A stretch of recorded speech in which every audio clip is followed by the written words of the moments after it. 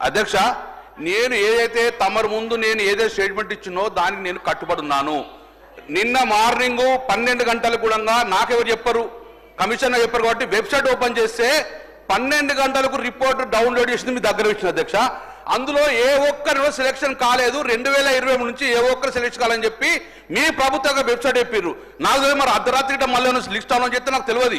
కానీ క్లియర్గా నిన్న మధ్యాహ్నం 2 గంటల వరకు కూడా గవర్నమెంట్ పోర్టల్లో ఉన్న డౌన్లోడ్ చేసిన ఒక్క బీసీ, ఒక్క ఎస్టీ, ఒక్క మైనార్టీని కూడా ఇంతవరకు సెలెక్షన్ చేయలేదు, ఒక్క బ్రాహ్మణ సెలెక్ట్ చేయలేదు. కాబట్టి దేనిని కట్టుబడి ఉన్నాను. దానికి సీతక్క గారు క్లారిటీ ఇవ్వాలి. ఇస్తామని చెప్పాలి, కట్టుబడి ఇస్తారు. ఇంతవరకు ఇంత పోనీ అది అనౌన్స్ చేసిన పేర్లు ఇవ్వండి. మీరు ఎంతమంది పేరు అనౌన్స్ చేసిండో ఇవ్వండి. ఇప్పుడు ఉంటాం మేము. గంగుల కమలాకర్ గారు 15 నెలల అధ్యక్ష. మా ఆవేదనుడు విన్నారా అధ్యక్ష? మా ఆవేదనుడు విన్నారా? మంత్రి గారు స్పష్టంగా జవాబు చెప్పినారు. సరే క్లారిటీ ఏంటి అధ్యక్ష? అధ్యక్ష ఫైనల్ గా ఈ బీసీ, ఎస్సీ, ఎస్టీ, మైనార్టీ యొక్క నిధులు మొత్తాలు కూడా ఫస్ట్ ఫేజ్ గా సెకండ్ ఫేజ్ కానీ ఎంత లోపల క్లియర్ చేస్తారు? ఖచ్చితమైన డేట్ మీ ద్వారా గౌరవ మంత్రి గారు అనౌన్స్ చేయాలి. తర్వాత Jio number 10 important. Jio number 10 పక్కకు పెట్టకండి, దయచేసి ఇంప్లిమెంట్ చేయండి. స్వదేశంలో ఉన్న కూడా విద్యార్థులకు ఐఐఎం కాలేజీలో చదివే అర్హత ఉంటుంది కాబట్టి ఒక్కొక్కరికి 2 లక్షల రూపాయలు కూడా మంచి పథకము. దీని కూడా ఎంత లోపల మీరు పథకాన్ని ఇంప్లిమెంట్ చేస్తారో గౌరవ మంత్రి గారు ఇంపార్టెంట్ ఇష్యూ కాబట్టి, బడుగు బలహీన వర్గాలు చెందిన ఐటమ్ కాబట్టి, క్వశ్చన్ కాబట్టి గౌరవ మంత్రి గారు డైరెక్షన్ ఇవ్వాలని చెప్పి గౌరవ మంత్రి చెప్పాలని చెప్పి నేను కోరుతున్నాను అధ్యక్ష. గౌరవ మంత్రి క్లియర్ చేసిన లిస్టు కూడా ఇస్తా ఆయనకు. ఎంతమంది పాత పెండింగ్ క్లియర్ అయినాయో విత్ నేమ్స్ ఇస్తాం సార్.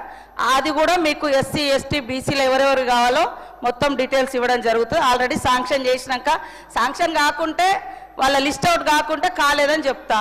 లిస్ట్ అవుట్ అయింది కాబట్టి మీ చేతికి ఇవ్వడం జరుగుతుంది. గతంలో లిస్ట్ అవుట్ కాలేదు, నేనే ఆ రోజు సీఎం గారు చూస్తున్నారు ఎడ్యుకేషన్, నేనే ఆ రోజు ఆన్సర్ ఇచ్చిన. ఈ రోజు కూడా నేనే ఆ రోజు ఇంకా కాలేదు చేస్తామని చెప్పిన, ఈ రోజు అయింది ఇస్తామని చెప్తున్నా.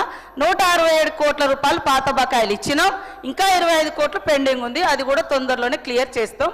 క్లియర్ అయిన లిస్ట్ కూడా పంపిస్తా సార్. జియో 10 కూడా తప్పకుండా నేను మా విద్యాశాఖ మంత్రి గారు, సీఎం గారే ఇప్పుడు చూస్తూ ఉన్నారు కాబట్టి వారి దృష్టికి తీసుకెళ్లి తొందరలోనే మీకు ఆన్సర్ చేయడం జరుగుతుంది అధ్యక్ష.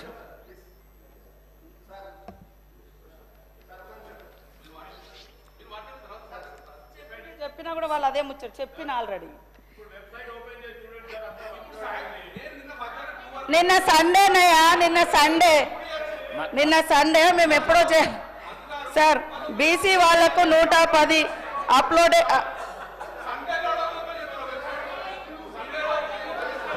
అయినాయి సార్, అప్లోడ్ అయినాయి ఆల్రెడీ. నేను చెప్పిన సంఖ్య ప్రకారం ఇప్పటి వరకు బీసీ సంక్షేమ శాఖలో 310 మందికి చేయడం జరిగింది. గతం కంటే ఎక్కువ డబుల్గా సీఎం గారు అన్ని ఎస్సీ, ఎస్టీ, బీసీ, మైనార్టీలది వాళ్ళ అప్లికేషన్స్ ఆధారంగా, వాళ్ళ రిజర్వేషన్స్ ఆధారంగా అన్నీ కూడా తీసుకున్నారు. పేర్లు పెట్టేస్తాం సార్. అంత ఆతృత పడాల్సిన అవసరం లేదు. అరే సమస్య ఎక్కడన్నా ఉంటే కావాలని, కాకుంటే బాగుండు అనేది వాళ్ళ బాధ సార్. మేము చేస్తూ ఉంటే కాకుంటే మేము చెప్పుకోవచ్చు, రాజకీయం చేసుకో. అరే కావాలి ఎడ్యుకేషన్ కాడ రాజకీయం వద్దని నేను మస్తు సార్లు చెప్తా ఉన్నా సార్. మీరే చెప్తున్నారన్నా ఆగు. ఆయన అయితే బీటెక్ కాలేజీలో, రామ్టెక్ కాలేజీలో చదువుకుని ఆయనకు నాలెడ్జ్ ఉంది.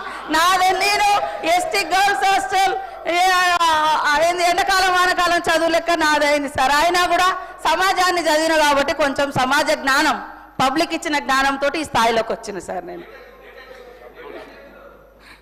Serial number 4 question number 724 Shri Madan Mohan Rao garu. Development of tourism centres in Kamareddy district. Minister garu. అధ్యక్ష, ఏ ప్రశ్నకు సమాధానం లేదండి. అయితే ఈ అంశం ప్రభుత్వ చురుకైన పరిశీలనలో ఉంది. బి ప్రశ్న సమాధానం, సదరు స్థలం తెలంగాణ ప్రభుత్వ వారసత్వ శాఖకు చెందిన పరిరక్షక స్మారకం కాదు. అయితే సదరు స్థలం ప్రాధాన్యతను దృష్టిలో ఉంచుకొని దాని అభివృద్ధి ప్రతిపాదన ప్రభుత్వ పరిశీలనలో ఉంది. సి ప్రశ్నకు సమాధానం ప్రాసెస్లో ఉంది అధ్యక్ష. మదన్ మోహన్ రావు.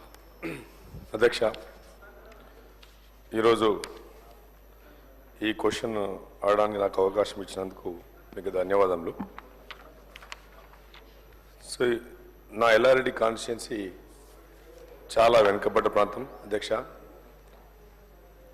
ఇక్కడ పుణ్యక్షేత్రాలు, పర్యాటక అభివృద్ధి కేంద్రాలు ఉన్నాయి. మరి టూరిజం గురించి మనం మాట్లాడడం జరిగింది. వరల్డ్ యావరేజ్ టూరిజం ఒక 15 to 20% డెవలప్ అయితే మరి ఇండియా యావరేజ్ 11% ఉందని చెప్పి కూడా నేను లాస్ట్ స్పీచ్లో చెప్పినా సార్. మరి తెలంగాణ 6% ఉండిపోయింది. పోయిన గవర్నమెంట్లో అధ్యక్ష నా ఎల్లారెడ్డి నియోజకవర్గం చాలా వెనుకబడ్డ, అంటే ఎటువంటి అభివృద్ధి కార్యక్రమం నోచుకోలేదు. పోయిన గవర్నమెంట్లో ఎలా జరిగిందంటే ఒక ప్రావర్బ్ ఉన్న మా గ్రామాల్లో చెప్పుకుంటారు సార్, జిస్కా లాఠీ ఉస్కా భైన్స్. ఎవరి చేతిలో కర్ర ఉంటే వాందే రాజ్యం, వాందే బర్రె. ఆ విధంగా జరిగింది సార్. ఎల్లారెడ్డిలో పోచారం ప్రాజెక్ట్ సార్ ఇది 1916లో నిజాం గారు అప్పుడు స్టార్ట్ చేసిండ్రు.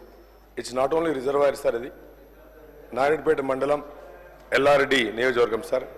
1916లో స్టార్ట్ చేసి 22లో అయింది. రిజర్వాయరే కాకుండా పక్కన అభయారణ్యాలు ఉన్నాయి సార్. ఆ రోజు నిజాం గారు ఒక బంగ్లా, అదొక ఆర్కిటెక్చర్ వండర్. మరి అట్లాంటి ప్రాంతాన్ని ఎటువంటి అంటే నిరాదనం లేకుండా టోటల్గా కొలాబ్ చేసిండ్రు. మరి మా టూరిజం మినిస్టర్ గారిని రిక్వెస్ట్ చేస్తే, ఎందుకంటే నాకు కూడా వరల్డ్ ఎక్స్పీరియన్స్ ఉన్నది సార్, నేను చాలా కంట్రీస్ తిరిగాను. ఇంత బ్యూటిఫుల్ ప్లేస్ ఉన్నది, అడిగేటోడు దిక్కులేడు. మా ప్రాంతంలో నేను అదే చెప్తా ఉన్నాను సార్. ఒక ఎమ్మెల్యేగా నేను గెలిచిన తర్వాత మన ప్రాంతం వెనుకబడలే, మనల్ని వెనుకేసిండ్రు. అయితే మా మంత్రి గారు కూడా వచ్చారు సార్. సార్ని కూడా స్పెషల్గా బోట్లు అరేంజ్ చేసి 9 acres బ్యూటిఫుల్ ఐలాండ్ ఉన్నది sir. The first reservoir on Aleru 2.2. It's not only reservoir sir, trekking అనేది బ్యూటిఫుల్ టూరిజం. మరి పోయిన గవర్నమెంట్లో చాలా డెవలప్ చేసినామని మాట్లాడుతున్నాం కదా సార్. ఎక్కడ డెవలప్ చేయండి సార్?